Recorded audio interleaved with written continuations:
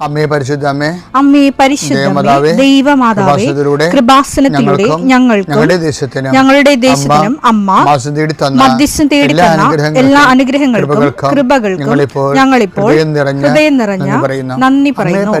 അമ്മേ പരിശുദ്ധമ്മേ ദൈവമാതാവേ, 2004 ഡിസംബർ 7 ഉച്ചകഴിഞ്ഞ് 2:30 കൃപാസനത്തിൽ സംഭവിച്ച അമ്മയുടെ പ്രത്യക്ഷപ്പെടലിനെ കുറിച്ച് തിരുസഭയ്ക്ക് സമർപ്പിച്ചിരിക്കുന്ന പഠനരേഖകളുടെ സഭാത്മകമായ പഠനം ആരംഭിക്കുവാൻ ഞങ്ങൾ പ്രാർത്ഥിക്കുന്നു. അമ്മേ പരിശുദ്ധമേ, ഭൂസ്വർലോകങ്ങളുടെ രാജ്ഞിയായ അങ്ങേയ്ക്ക് ഭൗമസംരക്ഷണത്തിനായി പ്രപഞ്ചപ്രകൃതിയെ തന്നെ തിരുസഭ പ്രതിഷ്ഠിക്കുവാൻ ഈ പ്രത്യക്ഷീകരണം വഴി ഇടയാക്കണമേ. പരിശുദ്ധമേ, ജപമാല മാതാവേ, സകല കൃപാസനം പ്രാർത്ഥനയോടും ചേർത്ത് ഞങ്ങളിപ്പോൾ പ്രാർത്ഥിക്കുന്ന ഈ കുടുംബത്തിന്റെ പ്രത്യേക നിയോഗം മക്കളെ, അമ്മയുടെ പ്രത്യക്ഷീകരണത്തിന്റെ ഈ അനുഗ്രഹവേളയിൽ ഞങ്ങൾക്ക് സാധിച്ചു തരുവാൻ കനിയണമേ. ആമേൻ. വിശ്വാസ പ്രമാണം. സർവശക്തനായ പിതാവും ആകാശത്തിന്റെയും ഭൂമിയുടെയും സൃഷ്ടാവുമായ ദൈവത്തിൽ ഞാൻ വിശ്വസിക്കുന്നു. അവിടുത്തെ ഏകപുത്രനും ഞങ്ങളുടെ കർത്താവുമായ ഈശോ മിശിഹായിലും ഞാൻ വിശ്വസിക്കുന്നു. ഈ പുത്രൻ പരിശുദ്ധാത്മാവിനാൽ ഗർഭസ്ഥനായി കന്യകാമറിയത്തിൽ നിന്ന് പിറന്ന് പൊന്തിയോസ് പിലാത്തോസിന്റെ കാലത്ത് പീഡകൾ സഹിച്ച് കുരിശിൽ തറയ്ക്കപ്പെട്ട് മരിച്ച് അടക്കപ്പെട്ട് പാതാളങ്ങളിൽ ഇറങ്ങി മരിച്ചവരുടെ ഇടയിൽ നിന്ന് 3-ാം നാൾ ഉയർത്ത് സ്വർഗത്തിലേക്ക് എഴുന്നള്ളി സർവശക്തിയുള്ള പിതാവായ ദൈവത്തിന്റെ വലതുഭാഗത്തിരിക്കുന്നു. അവിടെ നിന്ന് ജീവിക്കുന്നവരെയും മരിച്ചവരെയും വിധിക്കുവാൻ വരുമെന്നും ഞാൻ വിശ്വസിക്കുന്നു. പരിശുദ്ധാത്മാവിലും ഞാൻ വിശ്വസിക്കുന്നു. വിശുദ്ധ കത്തോലിക്കാ സഭയിലും പുണ്യവാന്മാരുടെ ഐക്യത്തിലും പാപങ്ങളുടെ മോചനത്തിലും ശരീരത്തിന്റെ ഉയർപ്പിലും നിത്യമായ ജീവിതത്തിലും ഞാൻ വിശ്വസിക്കുന്നു. ആമേൻ. സ്വർഗ്ഗസ്ഥനായ ഞങ്ങളുടെ പിതാവേ, അങ്ങയുടെ നാമം പൂജിതമാകണമേ. അങ്ങയുടെ രാജ്യം വരണമേ. അങ്ങയുടെ തിരുമനസ് സ്വർഗത്തിലെ പോലെ ഭൂമിയിലുമാകണമേ. അന്നു വേണ്ടുന്ന ആഹാരം ഇന്ന് ഞങ്ങൾക്ക് തരണമേ. ഞങ്ങളോട് തെറ്റ് ചെയ്യുന്നവരോട് ഞങ്ങൾ ക്ഷമിക്കുന്നത് പോലെ ഞങ്ങളുടെ തെറ്റുകൾ ഞങ്ങളോടും ക്ഷമിക്കണമേ. ഞങ്ങളെ പ്രലോഭനത്തിൽ ഉൾപ്പെടുത്തരുതേ, തിന്മയിൽ ഞങ്ങൾ രക്ഷിക്കണമേ. ആമേൻ. നന്മ നിറഞ്ഞ മറിയമേ, സ്വസ്തി. കർത്താവ് അങ്ങയുടെ കൂടെ സ്ത്രീകളിൽ അങ്ങ് അനുഗ്രഹിക്കപ്പെട്ടവളാകുന്നു. അങ്ങയുടെ ഉദരത്തിൻ ഫലമായി ഈശോ അനുഗ്രഹിക്കപ്പെട്ടവനാകുന്നു. പരിശുദ്ധ മറിയമേ, തമ്പുരാന്റെ അമ്മേ, പാപികളായ ഞങ്ങൾക്ക് വേണ്ടി ഇപ്പോഴും ഞങ്ങളുടെ മരണസമയത്തും തമ്പുരാനോട് അപേക്ഷിക്കണമേ. ആമേൻ. കർത്താവേ, നിന്റെ ഉന്നതമായ നാമത്തിന് സ്തോത്രം ചെയ്യുന്നു. കർത്താവേ, നിന്റെ വിശുദ്ധ പൗരോഹിത്യത്തെ മഹത്വപ്പെടുത്തണമേ.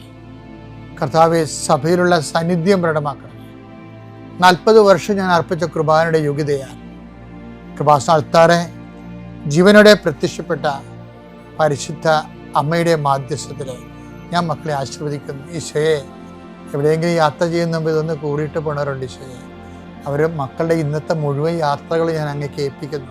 കടകമ്പോൾ നടത്തുന്നവരെ ഓർത്ത് ഞാൻ വേദനിച്ച് പ്രാർത്ഥിക്കുന്നു. കർത്താവ്, കട പൊട്ടിപ്പോകാൻ പോണവരുണ്ട്, കടം കയറി മുടിഞ്ഞവരുണ്ട്, ജപ്തി നടപടി നേരിടുന്നവരുണ്ട്, മക്കളെ ഓർത്ത് വേദനിക്കുന്നവരുണ്ട്, മക്കൾ തെറ്റായ ബന്ധങ്ങൾ അകപ്പെട്ടു പോയവരുണ്ട്, മക്കൾ പല കാര്യം വിളിച്ചു പറഞ്ഞിട്ട് മാതാപിതാക്കന്മാർക്ക് സഹായിക്കാൻ പറ്റാത്ത രീതിയിലായിട്ടുള്ളവരുണ്ട്. എന്ത് ചെയ്യുന്നറിയാൻ നട്ടം ചെയ്യുന്നവരുണ്ട്, കേസകപ്പെട്ടവരുണ്ട്, പിരിഞ്ഞു താമസിക്കുന്നവരുണ്ട്, ഐക്യപ്പെട്ട് ജീവിക്കാൻ ആഗ്രഹിക്കുന്നവരുണ്ട്. കർത്താവ്, അവരെല്ലാം എൻ്റെ കർത്താവിൻ്റെ ഉന്നതമായ നാമത്തിൽ, സഭയുടെ അധികാരത്തിൽ, കുരിശിൻ്റെ അടയാളത്തിൽ ദൈവശക്തിയായി ഞാൻ ആശീർവദിക്കുന്നു. കർത്താവെ, മക്കളില്ലാത്തവരുടെ സംഘടന നീ കാണുന്ന കർത്താവെ, പിരിഞ്ഞു താമസിക്കുന്നവരുടെ ഒറ്റപ്പെട്ട് ജീവിക്കുന്നവരുടെയും കർത്താവെ, പലരെയും വിളിച്ചുകൊണ്ട് പോകേണ്ടി വരും. കർത്താവെ, അവരെ വിളിച്ചുകൊണ്ട് പോകാൻ ഇടയാക്കണേ. അവർ ജീവിത പങ്കാളി അവരെ നിരാകരിച്ച ജീവിത പങ്കാളികൾക്ക് മനസ്സാന്തം ഉണ്ടായി അവരെ ഒന്ന് വിളിച്ചുകൊണ്ട് പോകാനോ ഫോൺ വിളിക്കാനോ കർത്താവെ ഇടയാക്കണമെന്ന് പ്രാർത്ഥിക്കുന്നു. ഈശോയൊന്നും അസാധ്യമില്ലാത്തവനെ, അങ്ങനെ ഒരു നിമിഷത്തെ അഭിഷേകം കിട്ടിയാൽ അങ്ങയുടെ മക്കളെല്ലാം ഐക്യപ്പെട്ട് സ്നേഹപ്പെട്ടുള്ള ഈശോയെ, ഏതെല്ലാം മേഖലകളിലാണ് നിങ്ങൾ വിഷമിക്കുന്നത്, ഏതെല്ലാം വ്യക്തികളെ ഓർത്താണ് നിങ്ങൾ സങ്കടപ്പെടുന്നത്, ഏതെല്ലാം വിഷയം ഓർത്താണ് നിങ്ങൾ സംഭ്രമിക്കപ്പെടുന്നത്, ഭയപ്പെടേണ്ട, ഞാൻ നിൻ്റെ കൂടെ ഉണ്ടാകുന്ന അളിച്ചത് കർത്താവ് ഈ കുരിശിൻ്റെ ശക്തിയാണ്. എൻ്റെ പൗരോഹിത്യത്തെ 40 വർഷത്തെ കർത്താവിൻ്റെ ശുശ്രൂഷയുടെ യോഗ്യതയാണ്. സർവോപരി കൃപാസ്ഥാനത്താരെ ജീവനുടെ പ്രത്യക്ഷ മാതാവിൻ്റെ മധ്യസ്ഥ നടന്ന ലക്ഷക്കണക്കിന് പ്രാർത്ഥനകളുടെ ശക്തിയാണ്. പിതാവിൻ്റെയും പുത്രൻ്റെയും പരിശുദ്ധനാമത്തിൽ നിങ്ങളുടെ ഇന്നത്തെ ദിവസത്തെ ഈശോ തലങ്ങും വിലങ്ങും ആശീർവദിക്കട്ടെ. എൻ്റെ പ്രിയപ്പെട്ടവരെ, ഞാൻ നേരത്തെ നിങ്ങളോട് പറഞ്ഞിട്ടുണ്ടോ എന്ന് ഓർക്കണില്ല. എന്നാലും കേൾക്കാത്തവരുണ്ടാവും. ഒരു മരിയൻ ഡിവോഷൻ അല്ലെങ്കിൽ മരിയൻ ഡിവോട്ടി, മാതാവിൻ്റെ വത്സല ഭക്തൻ അങ്ങനെ ഭക്ത, ഹെവി ഡ്യൂട്ടി ആയിട്ടുള്ള കാര്യങ്ങൾ നമ്മുടെ ജീവിതത്തിൽ വരുമ്പോൾ അത് നമ്മൾ ചെയ്യേണ്ട കാര്യമാണ്. അത് വിജയിക്കാൻ സാധ്യത ഉണ്ടെങ്കിൽ അമ്മ നമ്മളെ കൊണ്ട് അത് ചെയ്യിക്കും. ഞാൻ എന്താ പറയണമെന്നറിയാമോ? ഇനി അമ്പലപ്പുഴ പള്ളിയിൽ പണ്ട് വികാരിയായിരുന്ന കാര്യം ഇടയ്ക്ക് നിങ്ങളോട് പറയാറുണ്ട്. അവിടെ ചെന്നപ്പോൾ ഉണ്ടായിരുന്ന ഒരു അനുഭവം എന്ന് പറയുന്നത്, അവിടെ അമ്പലപ്പുഴ നമ്മൾക്ക് വീട്ടുകാരൊക്കെ കുറവാണ്. അതുകൊണ്ട് പാവത്തുങ്ങൾക്കെല്ലാം വീട് വെച്ച് കൊടുക്കുന്നൊരു പ്രോജക്റ്റ് ഈ പീറ്റർ പിതാവിൻ്റെ കാലത്ത് ചെയ്തതാണ്. ഒരു 2 ഏക്കർ സ്ഥലം അവിടെ വാങ്ങിച്ച് അവിടെ 42 വീടുകൾ ചെയ്ത് വീടില്ലാത്തവർക്ക് ഒരു പുനരധിവാസ പദ്ധതി. അപ്പം അന്നിരുന്ന ആൾക്കാർ, ഉപദേശകർ, ഇങ്ങനെ കൺസൾട്ടേറ്റീവ് ബോഡി ഉണ്ടാവുമല്ലോ, അത് പറഞ്ഞ് ഇവരുടെ പേരിലിത് കൊടുത്താൽ ഇവർ വിറ്റുകൊണ്ട് പോകുമെന്ന് പറയും. അതുകൊണ്ട് പിന്നെ ആരുടെയും പേരിൽ കൊടുത്തില്ല. കാരണം വീടില്ലാത്തതുകൊണ്ട് അവർക്ക് വീട് സ്ഥലമായി, പക്ഷെ അവരുടെ പേരിൽ കൊടുത്തില്ല. കാര്യം അവർക്ക് ഗവൺമെൻറ് ആനുകൂല്യങ്ങളൊന്നും കിട്ടണില്ല. കാരണം വീട് സ്ഥലം അവരുടെ പേരിലല്ലല്ലോ. അപ്പോൾ അവിടെ സെപ്റ്റി ടാങ്ക് പോലും നന്നാക്കാനുള്ള വല്ല പ്രോജക്റ്റൊക്കെ വന്നാലും പഞ്ചായത്തിൽ നിന്ന് തള്ളിപ്പോകും. വീട് അവിടെ പേരിലല്ലെന്ന് പറയും. കൊടുക്കാൻ താല്പര്യമില്ലെങ്കിൽ പിന്നെ ഈ നിയമം എടുത്ത് അവരെ ഒഴിവാക്കണമെന്നാണ് കാണുന്നത്. കാര്യം അവർ പലരും ആ നാട്ടുകാരല്ലല്ലോ, പുറത്തുനിന്ന് വന്ന് താമസിക്കുന്നവരാണ്. അപ്പം അങ്ങനെ ഒരു വിഷയമാണ്. അപ്പം ഇവർക്ക് കൊടുക്കാതിരിക്കാനും പറ്റത്തില്ല, കൊടുക്കാനും പറ്റത്തില്ല. അങ്ങനെ ഈ 16 കൊല്ലം ഒരു കീറാമുട്ടി പോലെ കിടക്കേണ്ട സമയം. എനിക്ക് തോന്നിയത്, അപ്പം അന്ന് ഈ സാഹിത്യ അക്കാദമിയിലൊക്കെ പഠിക്കുന്ന കാലമാണ്. ഗവൺമെൻറ് എനിക്ക് സീനിയർ ഫെലോഷിപ്പ് തന്നിട്ട് അതിൻ്റെ പ്രോജക്റ്റ് ചെയ്യാൻ വേണ്ടി കേരള സാഹിത്യ അക്കാദമി പഠിക്കുക. അപ്പം അമ്പലപ്പുഴയിൽ നിന്ന് പോയി വരാൻ എളുപ്പമായിരുന്നു. അപ്പം ഞാൻ പോകുമ്പോഴൊക്കെ പള്ളി അടച്ചിട്ടേക്കും മാതാവ് അൽത്താരയിലാണ് ഇരിക്കുന്നത്. അൽത്താരയിൽ നിന്ന് നമുക്ക് നോക്കി കുറേ ദൂരമുണ്ട്. അത് കാരണം ഞാൻ എന്താ വെച്ചാൽ, എനിക്ക് പോകുമ്പോൾ അമ്മയോട് സംസാരിച്ചിട്ട് പോകാൻ വേണ്ടി ഞാൻ അവിടെ ഒരു പള്ളിയുടെ അകത്ത് തന്നെ, നമ്മൾ ആനവാദിക്ക് തന്നെ അകത്ത്, പള്ളിയുടെ അകത്ത് തന്നെ ഒരു ടേബിൾ ഇട്ടിട്ട് മാതാവിന് രൂപം കൊണ്ട് അവിടെ വെച്ചിരിക്കുകയാണ്. അകത്തറിയുന്നു നമ്മൾ ചെയ്യുന്ന ഓരോ പ്രവർത്തനങ്ങളും അതിൻ്റെ ഭാഷ, അതിൻ്റെ ഭക്തിയുടെ ദൈവസ്നേഹത്തിൻ്റെ ഭാഷയെല്ലാം ദൈവം വളരെ റെവറൻസോടെയാണ് എടുക്കുന്നത്. ശരിക്കും എന്നുവെച്ചാൽ മാതാവിനെ ഞാൻ കാണുന്നു, ഞാൻ രാത്രിയാണത് വരുന്നതെന്നുണ്ടെങ്കിൽ രാത്രി അമ്മയടുത്ത് വന്ന് നിൽക്കുന്നു, അന്നത്തെ കാര്യം പറയുന്നു, നന്ദി പറയുന്നു, പോയി കിടന്നുറങ്ങുന്നു. രാവിലെ എവിടെയെങ്കിലും രാവിലെ വർക്കുണ്ടെങ്കിൽ അത് കഴിയുമ്പോൾ എവിടെയെങ്കിലും പോകണമെമ്പോൾ മാതാവിൻ്റെ അടുത്ത് പോയി. ഒരു ദിവസം ഞാൻ കൊടിമരത്തിൻ്റെ ഇങ്ങനെ ഇരുന്ന് കൊന്തേരിയപ്പോൾ മാതാവിൻ്റെ പള്ളിയുടെ വാക്കിലെ കൊടിമരത്തിൻ്റെ മാതാവിനെ നോക്കിക്കൊണ്ട് അവിടെ അത് മാതാവതിരിപ്പുണ്ടല്ലോ, ജെല്ലം തുറന്ന് കിടക്കുകയാണ്. കൊന്തയില്ലിക്കൊണ്ടിരിക്കുന്ന സമയത്ത് എൻ്റെ മനസ്സിൽ പറഞ്ഞു, ഈ കോളനിക്കാരുടെ കാര്യത്തിൽ സമാധാനം ഉണ്ടാകാൻ വേണ്ടി പ്രാർത്ഥിക്കുക. 10:1 വസന്തവൃഷ്ടിയുടെ കാലത്ത് കർത്താവിനോട് മഴ ചോദിക്കുവിൻ. മഴക്കാർ അയക്കുന്നതും മഴ പെയ്യിച്ച് എല്ലാവർക്കും വേണ്ടി വയലിനെ ഹരിതപൂർണമാക്കുന്നതും കർത്താവാണ്. അതിനൊരു കാലം സമാധാനം ഉണ്ടാകുന്ന കേസ് അല്ലത്. പക്ഷെ എന്നോട് പ്രാർത്ഥിക്കാൻ പറഞ്ഞ കാരണം, ഞാൻ പ്രാർത്ഥിക്കാൻ മാത്രമല്ല ഞാൻ ചെയ്തത് ഞാൻ ആ കൊടിമരത്തിൽ നിന്ന് ഒരു കൊന്ത ചൊല്ലി ഒരു 4 രഹസ്യം കഴിയുമ്പോൾ അവസാനത്തെ 10 രഹസ്യമുണ്ട്. 10 എന്ന് പറഞ്ഞ പറയില്ല, 5-ാം രഹസ്യം. 5-ാം രഹസ്യത്തിന് ഞാൻ മാതാവിൻ്റെ അടുത്ത് മുട്ടിലിഴഞ്ഞു ചെല്ലും. ഞാനങ്ങനെ എത്ര കാലം ഇഴഞ്ഞ് ചെന്നിട്ടുണ്ടെന്ന് അറിയത്തില്ല. കുറേ നാളൊക്കെ ഇഴഞ്ഞ് ചെല്ലുണ്ട്. 2 കൊല്ലമെങ്കിലും അത് ഇഴഞ്ഞ് ചെന്ന് കാണും. 2-ാമത്തെ കൊല്ലം ഒരു ദിവസം ബിഷപ്പിനെ വിളിച്ച് പറഞ്ഞു, പെട്ടെന്ന് വരാൻ പറഞ്ഞു. ഞാൻ ചെന്നപ്പോൾ ഒരു ആധാരം എടുത്തുകാരൻ അവിടെ ഇരിപ്പുണ്ട്. അപ്പോൾ എന്നോട് ശിവൻ പിതാവ് പറഞ്ഞ്, ഇത് ഉണ്ണിയാണ്, ഇയാൾക്ക് ആ ജനങ്ങൾക്ക് നിയമപരമായിട്ട് തന്നെ എന്ന സ്ഥലം അവർ വിട്ടുകൊണ്ട് പോകാത്ത രീതിയിൽ ക്ലോസ് വെച്ച് എഴുതാൻ കഴിയുമെന്ന് പറഞ്ഞു. അപ്പോൾ ഞങ്ങളെ പിതാവ് ഞാനും കൂടി ഇയാളെ കൊണ്ട് അത് പറയിപ്പിച്ച് നോക്കി. അയാൾ എഫിഷ്യൻ്റ് ആധാരം എടുത്തുകാരനാണ്. അപ്പോൾ അത് നോക്കിയപ്പോൾ അവർക്ക് വിൽക്കാൻ പറ്റത്തില്ല, പക്ഷെ അവിടെ പേരില്ല, സ്ഥലവും വീടും അവിടെ പേരില്ല. അവർ പണം മുടക്കി അവിടെ പേരിലാക്കുകയാണ്. അവർക്ക് വിൽക്കാൻ പറ്റില്ല, അത് നല്ല ക്ലോസാണ്. അതെനിക്ക് ഭയങ്കര ഇഷ്ടപ്പെട്ടാണ്. അപ്പോൾ ഞാനവിടെ നിന്നില്ലേ, ഈ എല്ലാത്തിനും പോംവഴികളുണ്ട്. ശരിക്കും എല്ലാത്തിനും പോംവഴികളുണ്ട്. ഒരു വിതിൻ 2 ആഴ്ച കൊണ്ട് ആ പറമ്പുകളെല്ലാം അവരുടെ പേരിലാക്കി കൊടുത്തു. 2 ആഴ്ച കൊണ്ട്. അതായത് വഴി, ഞാനത് മനസ്സിലാക്കിയത്, വഴിയില്ലാത്ത ഒരു കാര്യമില്ല, പക്ഷെ നമ്മൾ ഇൻവെസ്റ്റ് ചെയ്യാൻ തയ്യാറാകണം. ഇൻവെസ്റ്റ് ചെയ്യണമെന്ന് വെച്ച് കഴിഞ്ഞാൽ നമ്മളേത് സീരിയസ് ആണ് ഈ വിഷയത്തിലെന്ന് ദൈവത്തിന് തോന്നണം. അല്ലാതെ ഒരു ചുമ്മാ ഈ ഒരു കാട്ടിക്കൂട്ടി ഇങ്ങനെ ഒപ്പിച്ചുണ്ടാക്കുന്ന രീതിയിലുള്ള തൊട്ടുകൂട്ടി പ്രാർത്ഥനകളില്ലേ, ഈ തൊട്ടുകൂട്ടി പ്രാർത്ഥനകളൊന്നും നമ്മുടെ യഥാർത്ഥ അതൊന്നും രജിസ്റ്റർ പോലും ആകത്തില്ല. ദൈവത്തിൻ്റെ മനസ്സിൽ രജിസ്റ്റർ ആകത്തില്ല ശരിക്കും. ഇന്ന് തന്നെ ഒരു ചേട്ടത്തി സാക്ഷ്യം പറഞ്ഞപ്പോൾ അവർ പറയണത്, ഇന്നലെ സാക്ഷ്യം പറഞ്ഞപ്പോൾ, ഞാനിതൊക്കെ ചെയ്യുമ്പോഴും എനിക്ക് വലിയ വിശ്വാസമൊന്നും ഇല്ല. ഞാൻ എന്താണ് പറയണമെന്ന് അവർക്ക് സാക്ഷ്യം പറയണേ. ഞാനിതൊക്കെ ചെയ്യുമ്പോഴും എനിക്ക് വലിയ വിശ്വാസമൊന്നുമില്ല.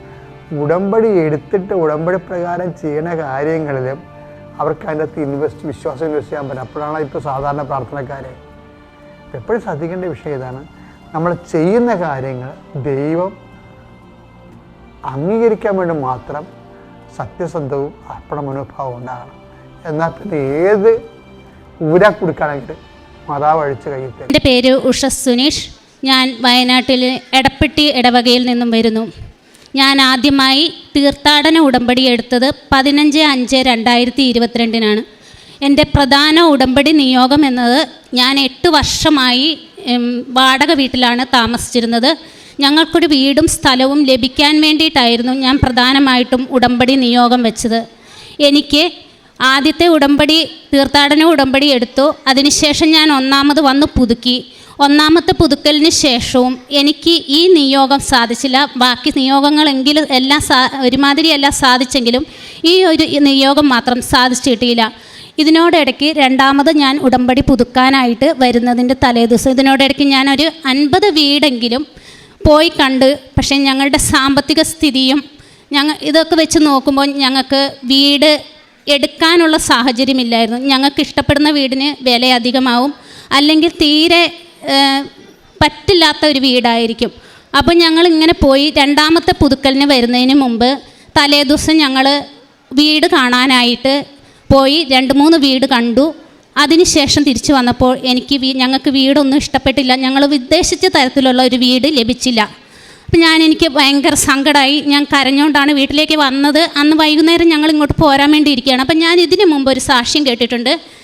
ഒരു ചേച്ചി വിദേശത്ത് പോകാൻ വേണ്ടിയിട്ട് നിയോഗം വെച്ച് പ്രാർത്ഥിച്ചിട്ട് ചേച്ചിക്ക് സാധിച്ചില്ല. അങ്ങനെ ഈ ചേച്ചി പുതുക്കാനായിട്ട് ഇവിടെ വന്നപ്പം ചേച്ചി പറയുകയാണ്, അമ്മേ മാതാവേ, ഞാനിന്ന് നാളെ ഇവിടെ പുതുക്കാനായിട്ട് വരികയാണ്. ഞാൻ പുതുക്കി ഇവിടെ നിന്ന് പോകണമെങ്കിൽ, ബസ്സിൽ കയറണമെങ്കിൽ ഇതിനെന്തെങ്കിലും ഒരടയാളം അമ്മ എനിക്ക് കാണിച്ചു തരണം. അങ്ങനെ ഈ ചേച്ചി പോകുന്നതിന് മുമ്പ് ഇവരുടെ ഒന്നും ആയില്ല. ചേച്ചീൻ്റെ കൂട്ടത്തിൽ വന്നവർ ബസ്സിൽ കയറാനായിട്ട് വിളിച്ചു. എങ്കിൽ ചേച്ചി പോകാൻ, അപ്പോഴും ചേച്ചിക്ക് നിയോഗം കാര്യങ്ങൾ സാധിച്ചിട്ടില്ല. ചേച്ചി ആകെ വിഷമിച്ചിട്ട് മാതാവിൻ്റെ മുമ്പിൽ ഇങ്ങനെ നിൽക്കുമ്പോൾ പെട്ടെന്ന് മൊബൈലിൽ ഒരു മെസ്സേജ് വരികയാണ്, ചേച്ചിക്ക് പോകാനുള്ള കാര്യങ്ങൾ റെഡിയായിരിക്കുന്നു. അപ്പോൾ എൻ്റെ മനസ്സിലും പെട്ടെന്ന് ആ ഒരു സാക്ഷിയാണ് എൻ്റെ മനസ്സിലേക്ക് ഓടി വന്നത്. ഞാൻ കരഞ്ഞുകൊണ്ട് അന്ന് ഞാൻ മാതാവിനോട് പറഞ്ഞു, അമ്മേ മാതാവേ, ഞാൻ നാളെ അവിടെ വരികയാണ്.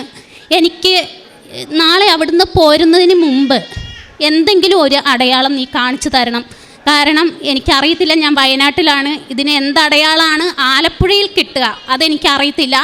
ആലപ്പുഴയിൽ അല്ല ഞങ്ങൾ വീട് അന്വേഷിക്കുന്നത്. എനിക്കിവിടെ നിന്ന് വീട് നോക്കാനൊട്ട് പോകാനും സാധിക്കില്ല.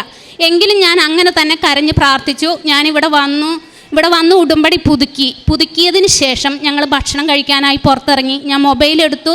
മൊബൈലിൽ ഞാൻ നോക്കി വാട്സാപ്പിൽ ഏതെങ്കിലും തരത്തിലുള്ള വീടുകൾ ആരെങ്കിലും ഇട്ടിട്ടുണ്ടോ, എനിക്കത് ഇഷ്ടപ്പെട്ടോ, ഞങ്ങളുടെ വിലയ്ക്ക് ഒതുങ്ങുന്നതാണോ എന്ന് ഞാൻ നോക്കി. പക്ഷേ ഒന്നും ഉണ്ടായില്ല. ഞാനിത് ആരോടും പറഞ്ഞില്ല. എനിക്ക് സങ്കടം വന്നു. എനിക്കിതിനുള്ള യോഗ്യത ഇല്ലാത്തത് കൊണ്ടായിരിക്കും അമ്മ എനിക്കിതിനോട് അടയാളം തരാത്തത്. ഞാൻ അവിടുന്ന് വിഷമിച്ച് ഞാനിങ്ങനെ പോവുകയാണ്. എൻ്റെ കുടുംബം അടക്കം വന്നിട്ടുണ്ട്. എൻ്റെ മക്കളും ഹസ്ബൻഡൊക്കെ പുറത്ത് റൂം എടുത്ത് ഇവിടെ വന്ന് പ്രാർത്ഥിച്ചതിന് ശേഷം പുറത്ത് റൂം എടുത്ത് അവിടെയുണ്ട്. ഞങ്ങൾ അങ്ങോട്ട് ചെല്ലുമ്പം ഭർത്താവ് പറയുകയാണ്, എൻ്റെ കസിൻ്റെ മകൻ വിളിച്ചിരുന്നു, ഇന്ന സ്ഥലത്ത് ഒരു സ്ഥലമുണ്ട്, ഒരു പള്ളിയുടെ അടുത്താണ് സ്ഥലം. അപ്പം ഞാൻ മനസ്സിൽ വിചാരിച്ചു, അമ്മേ, ഞാൻ നിന്നോട് വീടല്ലേ ആവശ്യപ്പെട്ടത്, ഒരു സ്ഥലമല്ലല്ലോ ഞാൻ നിന്നോട് ആവശ്യപ്പെട്ടത്. എനിക്ക് കിട്ടിയ ഒരു അടയാളം ഒരു സ്ഥലമാണല്ലോ.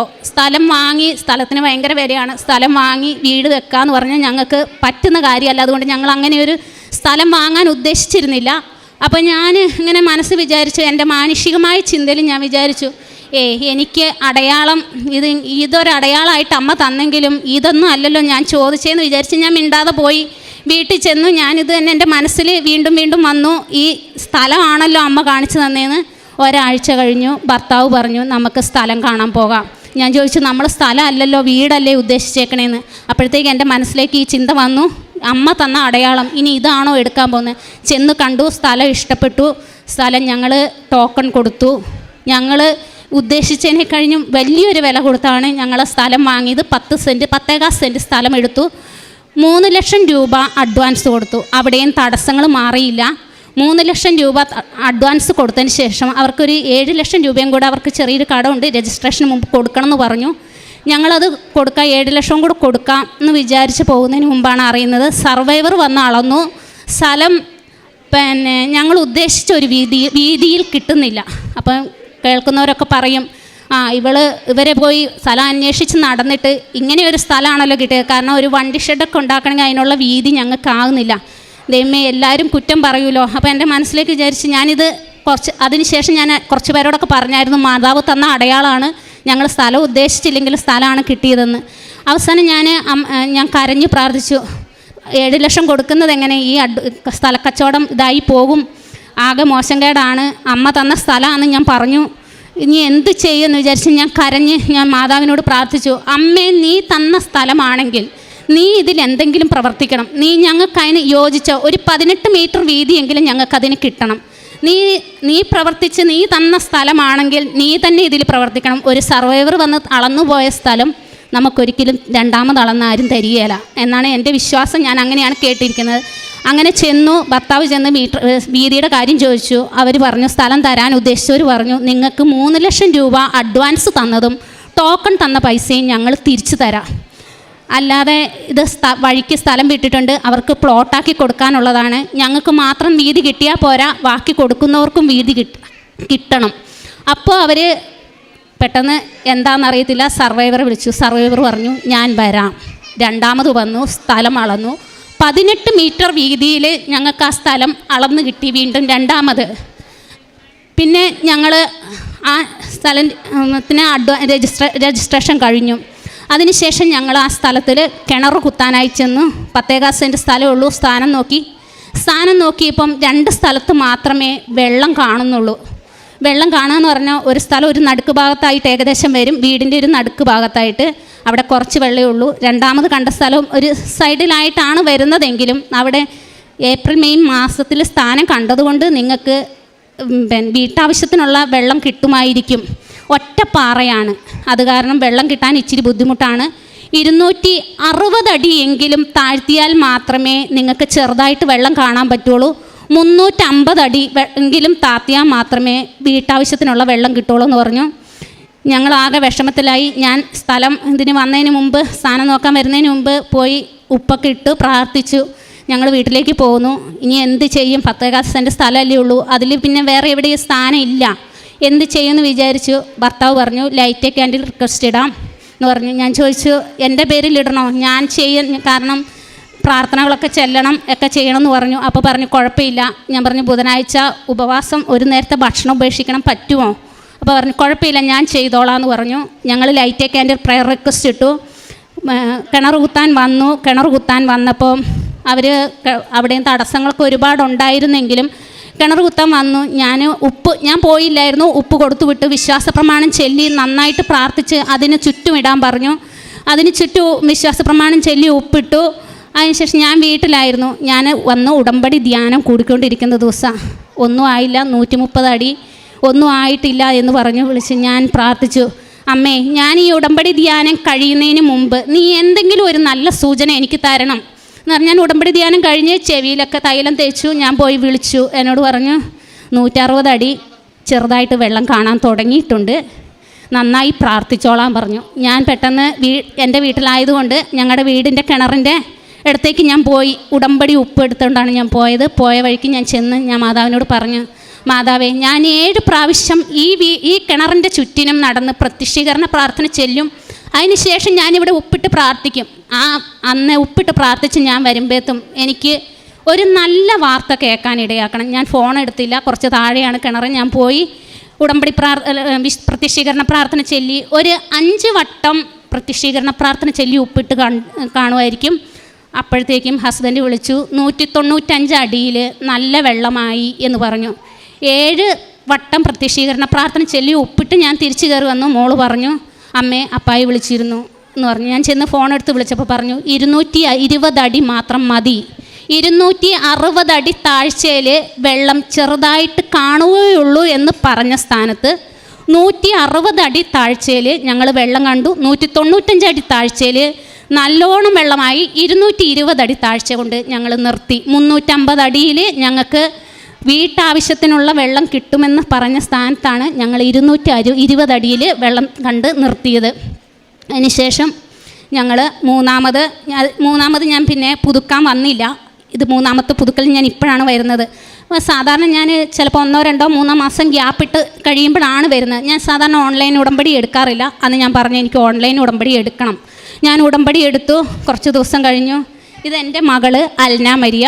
ഇവക്ക് ഒരു ദിവസം പെട്ടെന്ന് പനിയായി.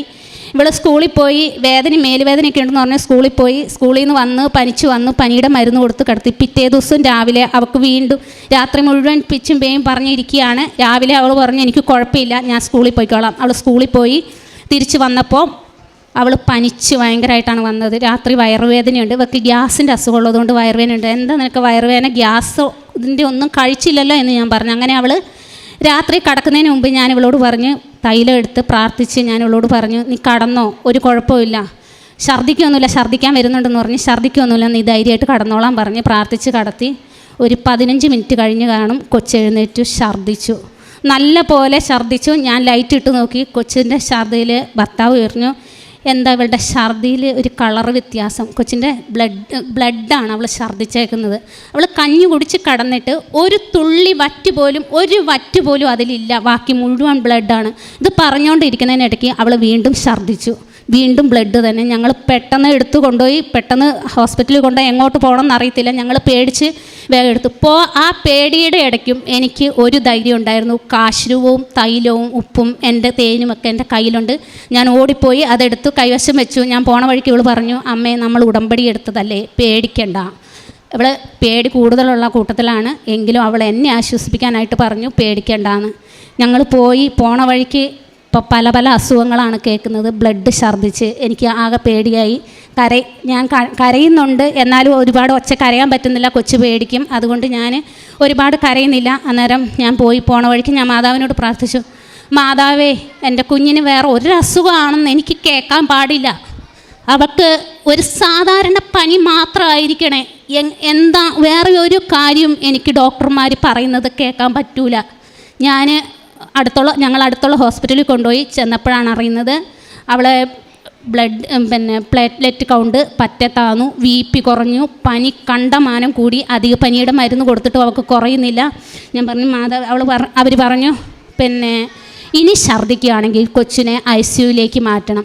ICUയിലേക്ക് മാറ്റിയാൽ പേടി കൂടുതലുള്ളതുകൊണ്ട് അവൾ ഒറ്റയ്ക്ക് അവിടെ നിൽക്കില്ല. എനിക്ക് വല്ലാതെ പേടിയാകാൻ തുടങ്ങി. ഞാൻ മാതാവിനോട് പറഞ്ഞു, മാതാവേ, ICUയിലേക്ക് കയറ്റാൻ എൻ്റെ കുഞ്ഞിനെ ഇടവരുത്തരുത്.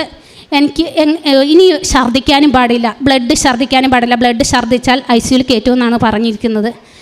അവിടുന്ന് അവൾ എക്സ്റേ എടുക്കാൻ കൊണ്ടുപോയപ്പോൾ അവർ പറഞ്ഞു കൊന്തയഴിക്ക്, കാശിരൂപം എടുക്ക്. ആ കൊന്തയിൽ ഒരു കാശിരൂപം ആ കൊന്ത കഴുത്തിലുള്ളതാണ് എൻ്റെ ആകപ്പാടെ ഒരു ധൈര്യം. ഞാൻ പറഞ്ഞു അത് ഒട്ടിച്ച് വെച്ചേക്കുവാണ്, അഴിക്കാൻ പറ്റില്ല. അവർ പറഞ്ഞു പറ്റില്ല. ഞാൻ വേഗം എൻ്റെ ഉടമ്പടി കാശിരൂപം എടുത്ത് ടവലിൽ പൊതിഞ്ഞിട്ട് കൊച്ചിനോട് പറഞ്ഞു വിശ്വാസ പ്രമാണം ചെല്ലിക്കോ, ഇത് നീ അവരെ കാണിക്കണ്ട, കാണിച്ചിട്ടുണ്ട് അവർ സമ്മതിക്കുകയില്ല, ഒരു കുഴപ്പവും ഉണ്ടാവില്ല, പൊയ്ക്കോളാൻ പറഞ്ഞു. അവൾ എക്സ്റേ എടുത്തു. ആ എക്സ്റേയിൽ ഒരു കുഴപ്പമില്ലായിരുന്നു. പിറ്റേ ദിവസം രാവിലെയായി, അവൾക്ക് പനി കുറയുന്നില്ല, അവളുടെ മോഷൻ പോകാൻ തുടങ്ങി, ബ്ലാക്ക് കളറിൽ. ഛർദ്ദിച്ചില്ല. അതിന് ശേഷം ഞാൻ മാതാവിനോട് പറഞ്ഞതിന് ശേഷം അവൾ ഛർദ്ദിച്ചില്ല. അവളുടെ മോഷൻ പോകുന്നത് ബ്ലാക്ക് കളറിൽ. ഞങ്ങളുടെ അവിടെ ഹോസ്പിറ്റലിലെ നേഴ്സുമാർ പറഞ്ഞു നിങ്ങൾ കൊണ്ടുപോയിക്കോ. ഞങ്ങൾ പെട്ടെന്ന് കോഴിക്കോട് കൊണ്ടുവന്നു. അവിടുന്ന് പോരുമ്പോൾ തന്നെ അവർ പറഞ്ഞിരുന്നു ഡെങ്കിൻ്റെ ഒരു ലക്ഷണമാണ് കാണിക്കുന്നത്, ഇച്ചിരി ക്രിട്ടിക്കൽ സ്റ്റേജിലേക്ക് പോകുമ്പോഴാണ് ഈ ഒരു അവസ്ഥ ഉണ്ടാകുന്നത്. ഞങ്ങൾ പെട്ടെന്ന് കോഴിക്കോട് മിംസിൽ കൊണ്ടുവന്നു. അവിടുന്ന് കൊച്ചിനെ ടെസ്റ്റ് ചെയ്തു. പ്ലേറ്റ്ലെറ്റ് കൗണ്ടൊക്കെ പറ്റ താന്നു, BP പറ്റ ഇതായി കുറഞ്ഞിരിക്കുകയാണ്, ഇഞ്ചക്ഷൻ വെച്ചിട്ട് കയറുന്നില്ല, ഒന്നും ആകുന്നില്ല. ഞാൻ മാതാവിനോട് വീണ്ടും പറഞ്ഞു എൻ്റെ കുഞ്ഞിനെയും കൊണ്ട് വന്ന് ഞാൻ അവിടെ വന്ന് സാക്ഷ്യം പറഞ്ഞേക്കാം, അമ്മ മാതാവിൻ്റെ മുമ്പിൽ എൻ്റെ കുഞ്ഞിനെ ഞാൻ കൊണ്ടുവന്നേക്കാം, ഒരു കുഴപ്പവും എൻ്റെ കുഞ്ഞിനുണ്ടാകരുതെന്ന് പറഞ്ഞു. അവരും പറഞ്ഞു ഡെങ്കിയാണ്. പക്ഷേ ഡെങ്കിൻ്റെ ടെസ്റ്റ് ചെയ്തു, നെഗറ്റീവ്. വീണ്ടും കടന്നു. 6 ദിവസം ഞങ്ങൾ അവിടെ കടന്നു. വീണ്ടും അവർ പറഞ്ഞു അടുത്ത ദിവസങ്ങളിലായതുകൊണ്ടായിരിക്കും നെഗറ്റീവ് കാണിക്കുന്നത്, ചിലപ്പം രണ്ടാമത് ടെസ്റ്റ് ചെയ്യുമ്പം പോസിറ്റീവ് കാണിക്കുമെന്ന് പറഞ്ഞു. രണ്ടാമത് 3-4 ദിവസം കഴിഞ്ഞപ്പം വീണ്ടും ടെസ്റ്റ് ചെയ്തു, ഡെങ്കി നെഗറ്റീവ്. അവൾക്ക് വെറും ഒരു വൈറൽ ഫീവറായിട്ട് മാതാവ് അത് മാറ്റി. ഞാൻ മാതാവിനോട് പറഞ്ഞ് വേറെ ഒരു സാധാരണ പനിയല്ലാതെ അവൾക്കൊരു വേറെ ഒരു അസുഖമാണെന്ന് എനിക്ക് കേൾക്കാൻ പാടില്ലെന്നാണ് ഞാൻ പറഞ്ഞത്. അതുപോലെ തന്നെ അവളുടെ അസുഖം വൈറൽ ഫീവർ മാത്രമാണ്, കുഴപ്പമില്ല. 6 ദിവസത്തിന് ശേഷം അവൾ ഡിസ്ചാർജായി വീട്ടിലേക്ക് പോന്നു. ഇത്രയും തന്ന അമ്മ മാതാവിനും തിരുക്കുമാരനും കോടാനുകോടി നന്ദി. ഞങ്ങൾ പ്രേക്ഷിത പ്രവർത്തനം ഞാൻ ചെയ്യുന്നത് ഇവിടുന്ന് കൊണ്ടുപോകുന്ന പത്രം ഞാൻ പള്ളികളിൽ കൊടുക്കാറുണ്ട്, പിന്നെ ഗവൺമെൻറ് ഹോസ്പിറ്റലിൽ ഞാൻ പോകാറുണ്ട്, അവിടെ ഞാൻ കൊടുക്കാറുണ്ട്. പിന്നെ ഞാൻ ഈ യൂട്യൂബിൽ വരുമ്പം സാക്ഷ്യങ്ങളും പിന്നെ ഉടമ്പടി ധ്യാനവും ഒക്കെ ഞാൻ പ്രാർത്ഥിച്ച് ഞാൻ മറ്റുള്ളവർക്ക് ഷെയർ ചെയ്യാറുണ്ട്. പിന്നെ കാരുണ്യപ്രവൃത്തി എന്ന് പറയുന്നത് എന്നെക്കൊണ്ടാവുന്ന വിധത്തിൽ ഞങ്ങളിടയ്ക്ക് വൃദ്ധസദനങ്ങളൊക്കെ സന്ദർശിക്കാൻ പോകും, രോഗികളെ കാണാൻ പോകും. വൃദ്ധസദനത്തിൽ പോകുമ്പം ഞങ്ങളെക്കൊണ്ട് പറ്റുന്ന രീതിയിൽ എന്നെക്കൊണ്ടാകുന്നത് എന്താണോ ചെയ്യാൻ പറ്റുന്നത് ഞങ്ങളെല്ലാം കുറച്ച് പേര് വേറെ ഉടമ്പടി എടുത്തിട്ടുണ്ട്, എൻ്റെ സഹോദരിയും മമ്മിയൊക്കെ ഉണ്ട്. ഞങ്ങളെല്ലാവരും കൂടെ പോകും. ഞങ്ങളെക്കൊണ്ട് എല്ലാവരും കൂടെ കൂടി ഒരു പറ്റുന്ന രീതിയിൽ അവർക്ക് അവിടെ വേണ്ട സാധനങ്ങളൊക്കെ വാങ്ങിക്കൊടുക്കും, രോഗികളെയൊക്കെ കാണാൻ പോകും. ഇതാണ് ഞാൻ ചെയ്യുന്ന കാരുണ്യപ്രവൃത്തികൾ. അബിമേലെക്ക് പട്ടണത്തിനെതിരെ യുദ്ധം ചെയ്ത് ഉപ്പ് വിതറിയതായിട്ടും എലീശ പ്രവാചകൻ ജലത്തെ ശുദ്ധീകരിക്കുവാനായിട്ട് ഉപ്പിട്ട് പ്രാർത്ഥിക്കുവാനായിട്ട് കർത്താവ് അരുൾ ചെയ്തതായിട്ടും ഒക്കെ ഈ ബൈബിളിൻ്റെ ഒരു പശ്ചാത്തലത്തിലാണ് ഈ ഉടമ്പടിയിലെ വെഞ്ചരിച്ചുപ്പ് നൽകപ്പെടുന്നത്. ഇതിപ്പം ഈ ഒരു സാക്ഷ്യത്തിൽ ഈ വെഞ്ചരിച്ച വസ്തുക്കളൊക്കെയും മാതാവിൻ്റെ വലിയ സാന്നിധ്യത്തിൻ്റെ അടയാളങ്ങളായിട്ടാണ്. ഇപ്പം അത് കാശിരൂപം എടുത്ത് കൈപ്പിടിച്ചെന്ന് പറയുന്നതും ഉടമ്പടി തൈലം ഞാൻ എടുത്ത് വിശ്വാസ പ്രമാണം ചൊല്ലി കുരിശ് വരച്ചു എന്ന് പറയുന്നതൊക്കെ അമ്മയുടെ സാന്നിധ്യം ശക്തമായ പ്രാർത്ഥനയിലൂടെ വിശ്വാസ പ്രയോഗത്തിലൂടെ നമ്മൾ ക്ഷണിക്കുന്നതിൻ്റെയും തുല്യമാണ്. ഈ ഒരു സാക്ഷ്യത്തിൽ മറ്റൊന്നുള്ളത്, പരിശുദ്ധ അമ്മയോട് ഒരു വീടിന് വേണ്ടി പ്രാർത്ഥിക്കുന്നു, പിന്നെ സ്ഥലം ലഭിക്കുമ്പം ഇത് നീ ആഗ്രഹിച്ചത് തന്നെയാണോ എന്നൊക്കെയുള്ള രീതിയിൽ പ്രാർത്ഥനയിൽ ചോദിക്കുന്നുണ്ട്. ഇപ്പോൾ ഇവിടെ സാക്ഷ്യം പറയുമ്പോൾ പലരും ഇങ്ങനെ അമ്മയോട് വളരെ വളരെ സൗഹൃദപരമായിട്ട് സ്വന്തം അമ്മയോടെന്നതുപോലെ പിണങ്ങിയുമൊക്കെ പ്രാർത്ഥിച്ചതായിട്ടുള്ള സാക്ഷ്യങ്ങളാണ്. ഇപ്പോൾ ഒരുപാട് സാക്ഷ്യങ്ങൾ അങ്ങനെയുണ്ട്. കാരണം ഒരു ഉടമ്പടി ഒരു വ്യക്തി ബന്ധവും കൂടിയുണ്ടല്ലോ, പരിശുദ്ധ അമ്മയുമായിട്ട് അടുത്ത് ഈശോയിലേക്കുള്ള വലിയൊരു യാത്രയുടെ ആരംഭമാണ്. അപ്പം പരിശുദ്ധ അമ്മയുമായിട്ടുള്ള ദൈനംദിനമായിട്ടുള്ള നമ്മുടെ ഈ പ്രാർത്ഥനയും ജപമാലയും കുടുംബ പ്രാർത്ഥനയും ഉടമ്പടിയിലെ മറ്റു കാര്യങ്ങളൊക്കെ ചെയ്യുമ്പോൾ സ്വാഭാവികമായിട്ട് നമുക്ക് പരിശുദ്ധ അമ്മയുമായിട്ട് വിശ്വാസത്തോടെ നിൽക്കുന്നവർക്ക് ഒരു അടുപ്പവും ബന്ധമുണ്ട്. ആ ബന്ധത്തിലാണ് പിന്നീട് അടയാളങ്ങളും ഡേറ്റിട്ട് പ്രാർത്ഥിച്ചു എന്നൊക്കെ പറയുന്നതും എല്ലാം ഈ അടിസ്ഥാനപരമായ അമ്മയുമായിട്ടുള്ള പ്രാർത്ഥനാ ബന്ധത്തിൻ്റെ അടിസ്ഥാനത്തിലാണ്. പിന്നെ മകളുടെ ഒരു സാക്ഷ്യവും ഇതിൽ പറയുന്നുണ്ട്. അപ്പോഴും ആ പേടി ഉണ്ടായിരുന്ന സമയത്തുമൊക്കെ ഉടമ്പടി എടുത്ത വ്യക്തികളെ സംബന്ധിച്ചിടത്തോളം അവർക്ക് എപ്പോഴും ഇതുപോലെ വിശ്വാസ പ്രയോഗത്തിന് വേണ്ടി കുറച്ച് വസ്തുക്കളുള്ളത് ദൈവത്തിൻ്റെ ഒരു വലിയൊരു അനുഗ്രഹമാണ്. ഈ പ്രാർത്ഥനയുടെ വലിയൊരു പ്രത്യേകതയുടെയും ഭാഗം കൂടിയാണ്. അപ്പോൾ ഈ മകളെയും കൂട്ടി ഇവിടെ വന്ന് ഈ ഒരു ദൈവാനുഭവത്തിൽ സാക്ഷ്യപ്പെടുത്തുവാനായിട്ട് ഇവിടെ വരുമ്പം ഇങ്ങനെ വലിയൊരു ബോധ്യത്തിലാണ് നിൽക്കുന്നതും. അപ്പോൾ ദൈവം ഇതിൽ ഇടപെട്ടിട്ടുണ്ട്. പരിശുദ്ധ അമ്മ എനിക്ക് ഞാൻ വിളിച്ചപ്പോൾ എൻ്റെ കൂടെ വന്നു എന്നതിൻ്റെ വലിയൊരു ബോധ്യത്തിലാണ് ഈ സാക്ഷ്യം പറയുന്നതും. ഒപ്പം വ്യക്തമായിട്ട് പറയുന്നുണ്ട്, നമ്മളിവിടെ ഉടമ്പടി എടുത്തവർ ഒരുമിച്ച് വന്ന് കുറച്ചേറെ കാര്യങ്ങൾ ചെയ്തു എന്ന് ഈ സാക്ഷ്യത്തിലുണ്ട്. നമ്മൾ ഔദ്യോഗികമായിട്ട് നമ്മളിവിടെ നിന്നും ബഹുമാനപ്പെട്ട അച്ഛൻ അങ്ങനെയൊക്കെ പറയുന്നുണ്ട്. ഉടമ്പടി എടുത്തവർ ഒരുമിച്ച് വന്ന് പ്രാർത്ഥിക്കുന്നതും പ്രവർത്തിക്കുന്നതും അത് ഒരുപാട് നന്മ ഒരുപാടിടങ്ങളിൽ ഉണ്ടായതായിട്ട് ഒരുപാട് വലിയ വലിയ സാക്ഷ്യങ്ങളിലൂടെ വരുന്നുണ്ട്. അതുമല്ല, ഉടമ്പടിയുടെ ഒരു ആധ്യാത്മികത ചൈതന്യം ഒരുപക്ഷെ മറ്റ് ഉള്ളവർക്ക് മനസ്സിലാകണമെന്ന് പോലും നിർബന്ധമില്ല. അപ്പോൾ അത് ജാതിമതഭേദന ഉടമ്പടി എടുത്തു എന്നുള്ളൊരു ഇതിൽ ഒരുമിച്ച് വന്ന് പ്രാർത്ഥിക്കുമ്പം നിങ്ങളുടെ ഉള്ളിലൊരു ജ്വലനവും കൂടുതൽ അമ്മയ്ക്ക് കൂടുതൽ പ്രവർത്തിക്കുവാൻ, ഒരുപക്ഷെ അമ്മയുടെ പ്രത്യക്ഷീകരണം പോലും നിങ്ങളുടെ സാന്നിധ്യത്തിൽ സംഭവിക്കാൻ തക്കവിധം ഒരു വിശുദ്ധിയിലേക്ക് വളരാനായിട്ടും ആ ഒരു ഒരുമിച്ച് വരവ് സാധ്യമാവും എന്നുള്ളത് സാക്ഷ്യങ്ങളിൽ നിന്ന് മനസ്സിലാവുന്നതാണ്. അപ്പം ഇനി ഉടമ്പടിയിൽ മുന്നോട്ട് പോകുമ്പോൾ ഒരുപാട് ദൈവാനുഭവങ്ങൾ നൽകി പരിശുദ്ധ അമ്മ വിശ്വാസത്തെ ശക്തിപ്പെടുത്തട്ടെ എന്ന് പ്രാർത്ഥിക്കുന്നു. നമുക്ക് കരങ്ങളടിച്ച് ദൈവത്തിൻ്റെ നാമം മഹത്വപ്പെടുത്താം.